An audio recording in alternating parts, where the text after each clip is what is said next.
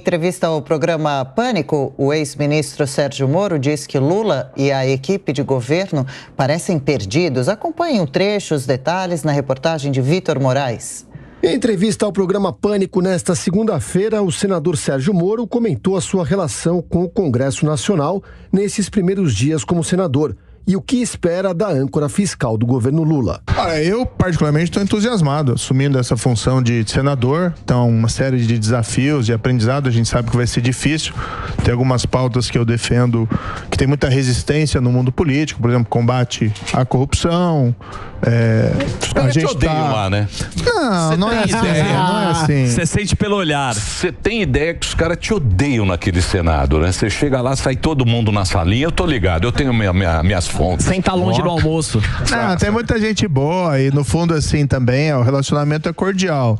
Tem uma diferença de ideias e muitas vezes de propósitos com vários, mas nós temos que lutar pelo que a gente acredita. O contexto do governo também é ruim, porque vou estar na oposição, eu não acredito nessas pautas do governo.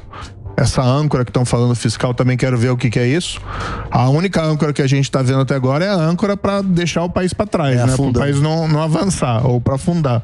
Mas tem uma vantagem. Fazer oposição muitas vezes é mais fácil do que ser a situação que você tem que apresentar o resultado. Moro também falou sobre a anulação da condenação de Delúbio Soares na Lava Jato e que, segundo ele, a luta contra a corrupção deve ser perene. Dá um sentimento de frustração, mas esse sentimento não deve nos abater. Ao contrário, apenas ilustra que a luta contra a corrupção tem que ser uma luta perene. Toda corrupção é um roubo, todo corrupto é um ladrão. E no fundo até uma adaptação aqui, Emílio, de um tema que tinha a sociedade brasileira contra a escravidão no século XIX, que era mais ou menos assim: a escravidão é um roubo, todo senhor de escravo é um ladrão. A gente fez uma adaptação para destacar aquilo que a gente precisa ter na nossa legislação, mas também na nossa sociedade. O corrupto é um ladrão. Sobre o ex-presidente da Câmara, Eduardo Cunha, Sérgio Moro disse que ele tem muita cara de pau de se sentir injustiçado. Eu acho que a lição principal até da frustração, quando, claro, você vê lá José Dirceu sendo festejado pelo PT, o PT chamando a Lava Jato de quadrilha, o Sérgio Cabral agora se dizendo vítima, né? Vítima não sei do quê. 6 anos preso pelo que ele fez, é pouco ainda, mas vamos também fazer uma ressalva. Quem ficou na história do Brasil 6 anos preso por corrupção? Pouca gente. Então teve o seu significado, despertou nas pessoas o sentimento de que a justiça pode funcionar no Brasil, só que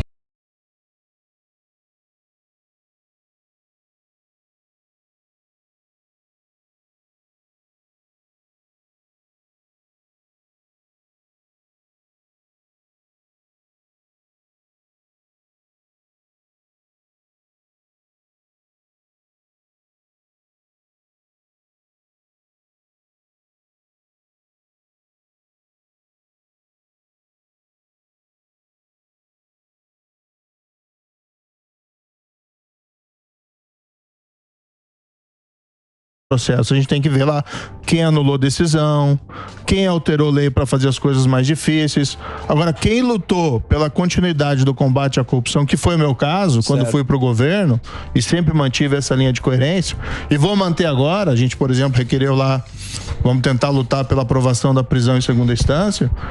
Isso a gente não tem culpa de nada. Sobre o governo do PT, Moro disse que o partido ainda não apresentou um resultado e que parece meio perdido. Com o país às sombras da recessão, isso vai trazer bastante dificuldade para a população brasileira. Diogo Schelp comentando as principais notícias do dia. Bem-vindo, Diogo. Bom, Sérgio Moro criticando o Lula não é exatamente uma surpresa, mas críticas pertinentes feitas do senador ao atual governo aqui para o programa da Casa, o Pânico, Diogo? As críticas ao governo Lula são pertinentes. Bom dia, Adriana. Bom dia, Daniel. Bom dia a todos. O senador Sérgio Moro, ele faz sim críticas pertinentes em relação ao governo Lula, principalmente na questão aí fiscal, sobre as incertezas que existem em relação ao novo arcabouço fiscal, como se diz. Mas quando ele faz o diagnóstico do que deu errado ou do que levou digamos, um esmorecimento da Lava Jato, ele obviamente faz um discurso que serve para salvar a sua pele ou justificar alguns erros que ele próprio cometeu. Por exemplo, quando ele diz que o Bretas foi afastado injustamente, e que isso não tem nada a ver com ele, e que se ele tivesse ficado na magistratura poderia ter tido um destino semelhante, não é possível ter tanta certeza. O fato de Sérgio Moro ter abandonado a magistratura lá atrás, em 2018, quando ele aceitou ser ministro de Jair Bolsonaro, foi sim um marco significativo para o desmonte da Lava Jato que ocorreu posteriormente. Aquilo criou um clima político, um ranço em relação à Lava Jato, que teve sim influência, inclusive nas decisões que alguns ministros do STF tiveram mais para frente, anos depois, quando julgaram aquelas possíveis anulações de Lula. Então, o Sérgio Moro, ele passou, né, ele deu, né, um instrumento para os opositores da Lava Jato, o argumento de que tudo não passou de política, que tudo que ele havia feito não tinha embasamento jurídico, não tinha embasamento em provas, que tudo tinha sido feito apenas do ponto de vista político para tirar Lula da jogada, para tirar Lula de uma corrida presidencial.